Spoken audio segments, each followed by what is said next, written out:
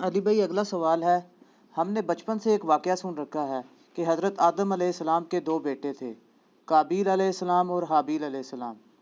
ان دونوں بیٹوں کا کسی بات پر اختلاف ہوا تو قابیل نے حابیل کا قتل کر دیا اور وہ انسانیت کی تاریخ میں پہلا قتل تھا۔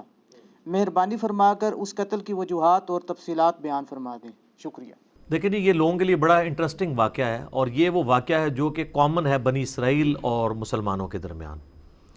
قابیل اور حابیل کا واقعہ۔ قابیل اور حابیل کا نام تو قرآن و سنت میں نہیں ملتا، ہمارے پرانے مفسرین نے استعمال کیا ہے۔ قرآن میں تو آیا کہ آدم کے دو بیٹے، اسی طریقے سے احادیث میں بھی بخاری مسلم میں ہی آیا کہ آدم کے دو بیٹے۔ البتہ اگر آپ موجودہ جو دور میں کتاب مقدس اٹھائیں، جس کے اندر تورات بھی ہے، انجیل بھی ہے، نیو ٹیسٹمنٹ بھی، اولڈ ٹیسٹمنٹ بھی، اور کئی انبیاء کے صاحب بھی ظاہر ٹیمپرڈ فارم کے اندر، تو اس میں جو پہلا چیپٹر ہے نا آپ کو اولڈ ٹیسٹمنٹ میں، جس کو یہود و نصارہ دونوں مانتے ہیں، پیدائش کا چیپٹر، تو اس میں آپ کو شروع میں یہ قابیل اور حابیل کا واقعہ مل جائے گا کہ حضرت آدم علیہ السلام کے دو بیٹے تھے، اور اس طریقے سے ایک بیٹے نے دوسرے کا قتل کر دیا۔ باقی جو اس کی ریزن بیان کی جاتی ہے وہ قتل کیوں ہوا، وہ ریزن تورات میں بھی اس طریقے سے نہیں ملتی جو پبلک کے اندر مشہور ہے۔ جو پبلک میں مشہور ہے اسرائیلی روایتوں کی وجہ سے، وہ میں آپ کو بتا دیتا ہوں۔ نہ وہ مسلمانوں کے ہاں کوئی روایت ملتی ہے، نہ تورات کے اندر ہے۔ ہو سکتا ہے اسرائیلی روایتیں ہوں، تورات میں بھی اس طریقے سے واقعہ نہیں آیا، جنرل واقعہ آیا ہے جو قرآن میں آیا ہے، اسی طریقے سے جنرل واقعہ۔ تورات میں ذرا زیادہ ڈیٹیل آئی ہے۔ مشہور یہی کیا ہوا انہوں نے کہ جی وہ حضرت آدم علیہ السلام کا ایک گھر، ان کے گھر جوڑا صبح کے وقت پیدا ہوتا تھا، لڑکی اور لڑکا، اور ایک شام کے وقت۔ تو جو صبح والا لڑکا ہوتا تھا اس کا نکاح شام والی لڑکی کے ساتھ کروایا جاتا تھا، اور شام والا جو لڑکا ہے اس کا نکاح صبح والی لڑکی کے ساتھ کروایا جاتا تھا، شروع میں جب انسانی نسل کو اللہ نے چلانا تھا۔ بعد میں تو محرم رشتے آ گئے۔ تو وہ کہتے ہیں کہ جی قابیل کے ساتھ جو لڑکی پیدا ہوئی تھی وہ خوبصورت تھی، اور جو حابیل کے ساتھ پیدا ہوئی تھی وہ اتنی خوبصورت نہیں تھی۔ تو جب رشتے کی باری آئی تو قابیل نے کہا نہیں، میں تو اس کے ساتھ ہی نکاح کروں گا، اور اللہ کے حکم کو توڑنے کی کوشش، یعنی اسرائیلی روایت میں آپ کو بیان کر رہا ہوں۔ اس کے اوپر پھر ان کے درمیان ٹھن گئی، اور اس کے بعد جو کچھ ہے نا وہ قرآن میں بھی ہے، تورات کے اندر بھی ہے، کہ دونوں نے اللہ کے حضور اپنی نظر پیش کی۔ یہ آپ کو پورا واقعہ جو ہے نا سورۃ المائدہ کے اندر آیت نمبر 27 سے لے کر 32 تک مل جائے گا، وہ آپ پڑھ لیجئے گا۔ سورۃ المائدہ آیت نمبر 27 سے لے کر 32 تک۔ تو تورات میں یہ ملتا ہے کہ جو قابیل تھے وہ کھیتی باڑی کرتے تھے زمین میں، اور حابیل جو ہے وہ بھیڑ بکریاں چڑھایا کرتے تھے۔ تو دونوں نے کہا ٹھیک ہے، ہم اللہ کے حضور قربانی پیش کریں گے، جس کی قربانی قبول ہو گئی نا اس کا موقف صحیح ہوگا۔ تو جو کسان تھا ظاہر ہے اس نے اپنی کھیتی پیش کرنی تھی، اس نے وہ اللہ کے سامنے پیش کی، اور حابیل جو تھا اس نے جو بھیڑ بکریاں یا کوئی مینڈا جو پالا تھا وہ دے دیا۔ وہ کہتے ہیں جی وہی مینڈا تھا جو اللہ نے اٹھا کے رکھ لیا، اور بعد میں حضرت ابراہیم علیہ السلام کے لیے وہ جو حضرت اسحاق کے لیے نازل ہوا بقول ان کے، اور ہمارے نزدیک حضرت اسماعیل کے لیے وہی مینڈا اتارا گیا تھا۔ تو سورہ آل عمران میں بھی آتا ہے کہ اگلے زمانوں میں بنی اسرائیل میں یہی ہوتا تھا کہ اللہ تعالیٰ قربانی اس طرح قبول کرتا تھا کہ آسمان سے ایک بجلی گرتی تھی، آگ کھا جاتی تھی۔ جس کو آگ کھا جائے یہ قبولیت کی دلیل، یہ سورہ آل عمران میں ملتا ہے۔ ایون مال غنیمت وہ جنگوں میں جو لوٹتے تھے نا وہ لا کے رکھتے تھے، آگ آگے ختم کر دیتی تھی۔ اس لیے بخاری مسلم میں آیا نا کہ اللہ نے میرے لیے جو ہے وہ مال غنیمت حلال کر دیا جو اگلوں کے لیے نہیں تھا۔ اس امت میں آپ خود بھی یوز کر سکتے ہیں وہ مال غنیمت۔ تو وہ آسمان سے آگ آئی تو اس مینڈے کو اٹھا کے لے گئی، اور کھیتی کو کچھ نہیں کیا۔ تو یہ اس بات کا ثبوت تھا کہ قابیل کی قربانی قبول نہیں ہوئی کھیتی والے کی، اور حابیل کی قبول ہو گئی ہے۔ تو اب تو اتنی بڑی دلیل دیکھنے کے بعد، لیکن آپ کو پتہ ہے دل بے ایمان تے حجتاں ٹیر، جب دل میں بے ایمانی ہو تو پھر کئی ایک حجتیں۔ تو قرآن یہ بتاتا ہے کہ اے نبی علیہ السلام ان الفاظ کے ساتھ، ان کے سامنے میں چلیں وہ موٹے موٹے آپ کو عربی کے بغیر ہی نا ڈائریکٹ ترجمہ کر دیتا ہوں تاکہ ہمارا ٹائم بچ جائے، کہ جو اللہ تعالیٰ نے الفاظ استعمال کیے ہیں اس واقعے کے اعتبار سے۔ ہاں جی، اعوذ باللہ من الشیطان الرجیم، بسم اللہ الرحمن الرحیم۔ وَاتْلُ عَلَيْهِمْ نَبَأَ ابْنَيْ آدَمَ بِالْحَقِّ، اے نبی علیہ السلام ان سے بیان کرو آدم کے دو بیٹوں کا واقعہ حق کے ساتھ۔ آگے میں اس کا صرف ترجمہ پیش کرتا ہوں۔ جب دونوں نے قربانی پیش کی اللہ کے حضور، اللہ نے ایک کی قبول کر دی، دوسرے کو کی قبول نہیں کی، تو وہ غصے میں آ کے اس نے کہا میں تمہیں قتل کروں گا۔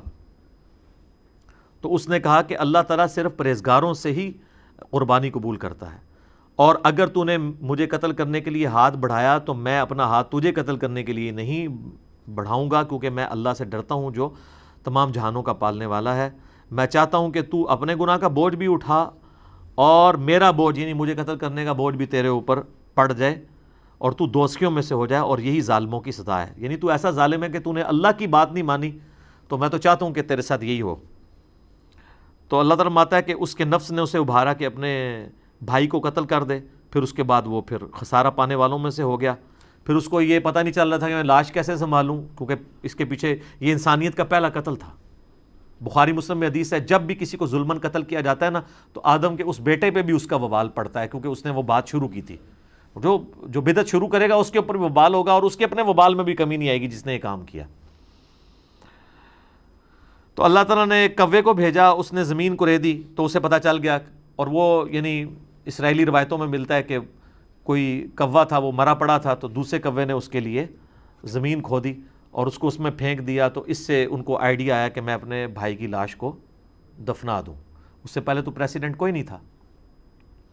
تو جو لوگ احادیث میں آئے ہوئے واقعات کا مذاق اڑاتے ہیں تو ہم ان سے کہتے ہیں قرآن میں تو آج تک ہم نے فزیکلی ایکسپیرینس میں تو کبھی کوے کو دوسرے کوے کو دفناتے ہوئے نہیں دیکھا۔ یہی واقعہ اگر بخاری مسلم میں ہوتا ہے انہوں نے مذاق اڑانا تھا، تو وہ کہیں گے نہیں یہ اسپیشل کیس تھا، اللہ نے سکھانے کے لیے کیا تو اللہ کر سکتا ہے، معجزہ ہے۔ تو پھر اس طرح کے جو واقعات بخاری مسلم میں آتے ہیں وہ بھی معجزات کے طور پہ ہوتے ہیں، ان کا مذاق نہیں اڑانا چاہیے۔ تو پھر اس نے کہا ہے افسوس، میں اپنے بھائی جیسا نہیں ہوں، میں اس کوے جیسا نہیں ہو سکا کہ اپنے بھائی کو دفنا سکتا۔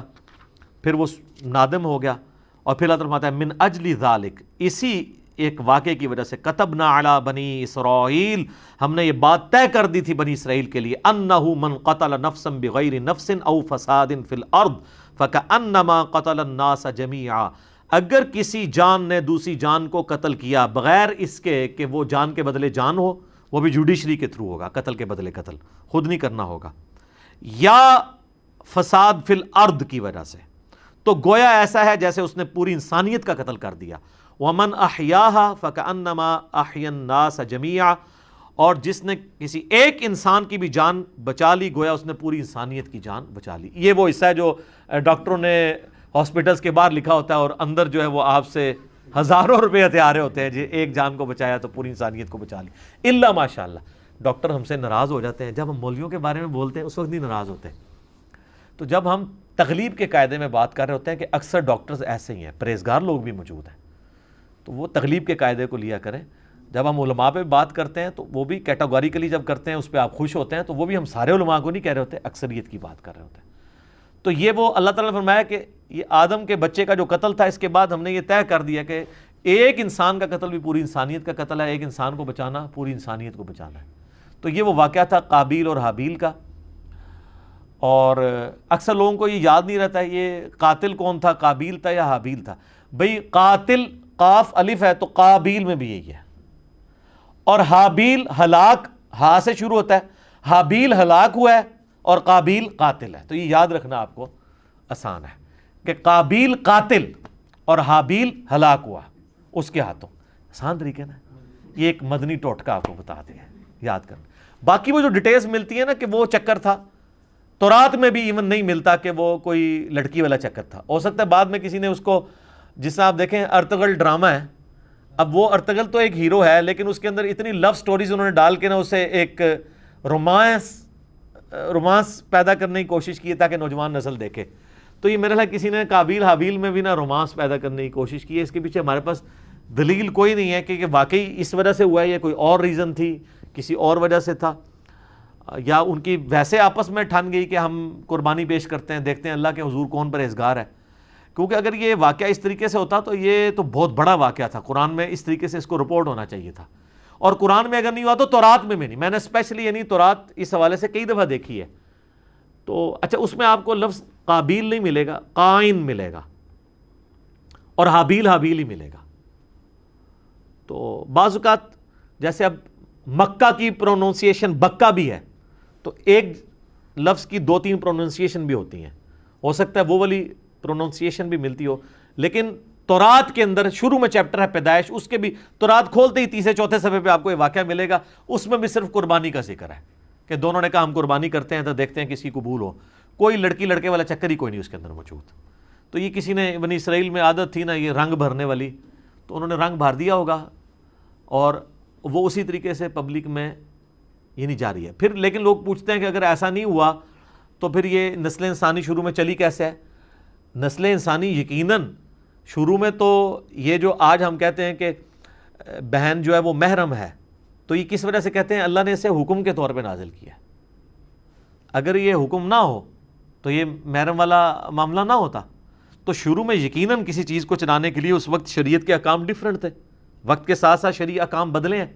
نبی علیہ السلام کی مبارک شریعت میں کئی چیزیں جو حلال ہیں پہلے حرام تھی.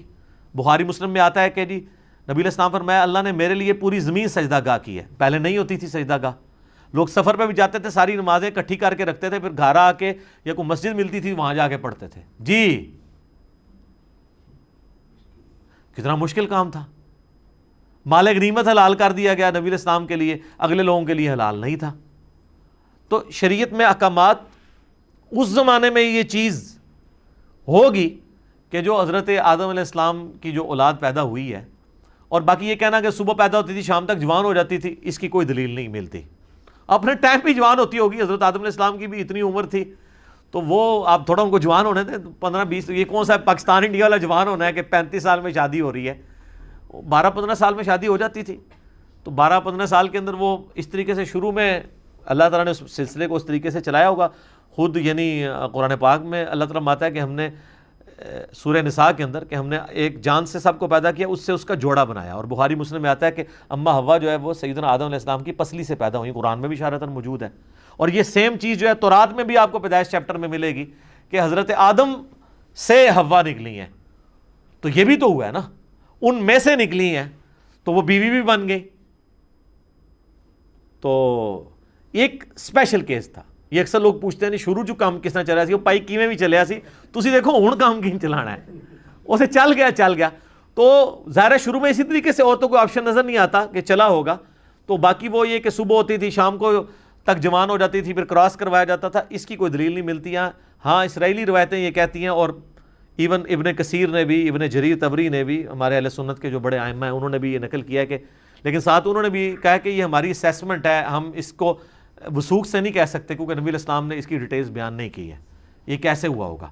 الٹیمیٹلی یہ ایک بندے نے دوسرے کا قتل کر دیا, اس کے اگینسٹ اللہ نے یہ قانون نازل کر دیا کہ ایک انسان کا قتل پوری انسانیت کا قتل ہے, ایک مسلمان نہیں انسان, اور ایک انسان کی جان بچانا پوری انسانیت کی جان بچانا ہے. اصل میں یہ ہے میسج آدم کے 2 بچوں کے قتل میں, جو میسج ہے وہ یہ ہے کہ قتل نہ حق اللہ کو ناپسند ہے. بخاری اور مسلم دونوں میں حدیث ہے قیامت والے دن سب سے پہلے قتل کے مقدمے کا فیصلہ ہوگا. ابو داؤد ترمذی میں حدیث ہے نبی علیہ السلام نے فرمایا قیامت والے دن مقتول اپنے قاتل کو پیشانی کے بالوں سے گھسیٹتا ہوا اس حال میں کہ اس کی رگوں سے خون بہہ رہا ہوگا, اللہ کے عرش کے پاس پہنچ جائے گا اور کہے گا اللہ مجھے انصاف دلا, اس نے مجھے دنیا میں قتل کیوں کیا تھا. اور سنن نسائی میں آگے اس صحابی کے الفاظ ہیں, اے حکمرانوں قتل پہ معاونت نہ کرو کسی کی, قتل نہ حق اتنی بڑی چیز ہے. اور قتل حق بھی جوڈیشری نے کرنا ہے, یہ نہیں ہے کہ میرے باپ کا قاتل میرے سامنے آیا تو میں گولی مار دوں, نہیں, جوڈیشری میں پروف ہوگا, تو نہیں ہوگا تو آخرت میں بدلہ ملے گا. آخرت کا تو بدلہ بہت بڑا ہے, وہ تو آپ سوچ بھی نہیں سکتے. سورہ نساء میں اگر کسی مومن کو کسی نے جان بوجھ کے قتل کیا تو اس کی سزا ہمیشہ کی جہنم ہے جناب, ہمیشہ کی جہنم. ابو داؤد میں حدیث ہے کہ اللہ تعالیٰ یا تو شرک معاف نہیں کرے گا یا کسی مؤمن کا قتل نہ حق معاف نہیں کرے گا.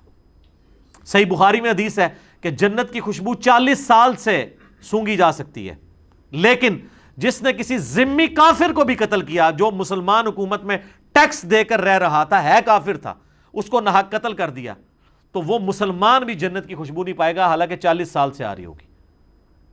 جی اسی لیے قتل کے مقدمے کی پیروی کا بھی کہا گیا ہے. سورہ البقرہ میں ہے وَلَكُمْ فِي الْقِصَاصِ حَيَاتٌ يَا أُولِي الْأَلْبَابِ, اے عقل مندو انسانیت کی زندگی چھپی ہے قصاص لینے میں. باقی جگہ کہا گیا معاف کر دو, قتل کے لیے کہا گیا معاف نہیں کرنا, دیت نہیں لینی, بلڈ منی نہیں لینی. آپشن ضرور ہے لیکن پریفریبل یہ ہے کہ قتل کے بدلے قتل ہو, کیونکہ انسانیت دو چیزوں پہ کھڑی ہے, احترام جان اور احترام مال. اگر یہ نہیں ہوں گے فارغ. جو مولا علی کا قول ہے کہ کوئی بھی معاشرہ بغیر دین کے تو قائم رہ سکتا ہے, بغیر انصاف کے نہیں رہ سکتا. اور انصاف کس لیے آپ کر رہے ہوتے ہیں؟ احترام جان اور احترام مال کے لیے. اور اسے کون سی چیز انشور کرتی ہے؟ جوڈیشری. جامعہ ترمذی میں موقوفاً روایت موجود ہے کہ اے کعبہ تیری خوشبو بڑی اچھی ہے, لیکن اللہ کے حضور ایک مؤمن کی حرمت کعبے سے بھی بڑھ کے ہے. جامعہ ترمذی میں حدیث ہے کوئی شخص پوری دنیا کو تباہ و برباد کر دے, اللہ کے نزدیک یہ چھوٹا گناہ ہے, اور ایک مؤمن کا قتل اس سے بڑا گناہ ہے. جناب یہ بہت بہت سینسٹیو ایشو ہے. اس لیے تو میں ایکسٹرا جوڈیشل کلنگ کے خلاف بھی بولتا ہوں. آپ نہ حب الوطنی کے نام پر, نہ توہین مذہب کے نام کے اوپر قانون کو ہاتھ میں لے کے کسی کو قتل نہیں کر سکتے. ناحق بندہ قتل ہو گیا تو آپ مارے گئے, یہ نہیں ہوگا کہ آپ کی اجتہادی غلطی شمار ہوگی. آپ ہر چیز کو جوڈیشری میں لے کر آئیں گے, اور جوڈیشری میں پروف نہیں ہوتا اور وہ واقعی قاتل تھا, اللہ جانے اس کا معاملہ جانے, آپ نہیں کر سکتے. ورنہ بے گناہ لوگوں کو بھی سزا ملنا شروع ہو جائے گی. لوگ اپنی ذاتی دشمنیاں نبھانے کے لیے بھی ماورائے عدالت قتل, ایکسٹرا جوڈیشل کلنگ کرنی شروع کر دیں گے. تو یہ بہت سینسٹیو ایشو ہے قتل والا. تو یہ حضرت آدم علیہ السلام کے دو بیٹوں کے قتل والا جو واقعہ تھا, اس سے لیسن یہ ملتا ہے. میں اپنی گفتگو کو اس حوالے سے کنکلوڈ کروں گا اسی حدیث پہ جو بخاری اور مسلم دونوں میں ہے کہ نبی علیہ السلام نے فرمایا دنیا میں جب بھی کسی انسان کو ظلماً قتل کیا جاتا ہے تو اس کا گناہ کا بوجھ آدم کے اس بیٹے کے اوپر بھی پڑتا ہے جس نے سب سے پہلے انسانیت میں قتل کیا تھا. اور اس پہ تو پڑتا ہی ہے. اور اس کو سپورٹو وہ بھی حدیث ہے صحیح مسلم کی کہ جس نے اسلام میں اچھا طریقہ جاری کیا, جتنے لوگ عمل کریں گے اس کا ثواب اسے ملے گا, اور ان کے اپنے ثواب میں بھی کمی نہیں آئے گی. اور جس نے اسلام میں برا طریقہ جاری کیا, جتنے لوگ اس کے اوپر عمل کریں گے اس کا وبال بھی اس پہ ہوگا, اور وہ عمل کرنے والوں کے وبال میں بھی کمی نہیں ہوگی. یہ اسلام میں اچھی بدعت اور بری بدعت نہیں ہے, طریقہ. جیسے یہ ہم ویڈیو بنا رہے ہیں یہ طریقہ ہے, احادیث ریٹن فارم میں ائمہ لے کر آئے یہ طریقہ ہے, الیکٹرانک کاؤنٹر یہ طریقہ ہے, جہاز پہ اونٹ کی بجائے جہاز کے اوپر سفر کرنا حج کے لیے اونٹ کی بجائے یہ طریقہ ہے. یہ سب طریقے ہیں, اس سے اصل دین نہیں بدلا. یہ نہیں ہوتا کہ جناب نیچے اس پنکھے کے اور اوپر اس قالین کے, منہ طرف اے سی شریف اور خانہ کعبہ شریف, اللہ اکبر. نہیں, یہ ساری چیزیں طریقے ہیں. دین وہی ہے, نمازیں وہی ہیں, طریقہ کار وہی ہے. باقی جو دین کو سپورٹیو طریقے ہیں نا, وہ جو بھی اسلام میں کرے گا اس کو ثواب ملے گا. تو یہ برا طریقہ اس نے جاری کیا تھا, قیامت تک قابیل کے اوپر اس کا وبال رہے گا. وَلِعَاذُ بِاللَّهِ تعالیٰ. اللہ تعالیٰ ہمیں اس گناہ سے محفوظ فرمائے. آمین ثم آمین.